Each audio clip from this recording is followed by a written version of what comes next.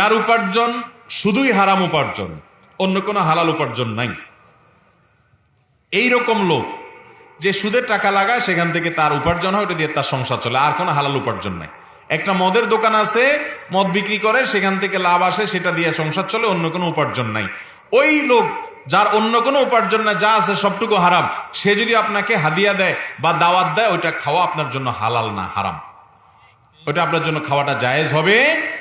অনেক সময় ডিনাই করা যায় না, তাকে মুখের উপরে না করা যায় না, বাসায় নিয়ে আসে ভুল বুঝে, সৎসাহস করে যদি বিনয়ের সাথে সুন্দর করে বুঝায় বলে দিতে পারেন, তাহলে এটা বড় একটা দাওয়াত হতে পারে যে ভাই হারাম উপার্জন করছেন আপনি, আমি এটা অ্যাভয়েড করতে চাচ্ছি, আপনি যদি মনে কিছু না করেন, যদি বুঝায় বলতে পারেন, সেটা অনেক ভালো একটা কাজ।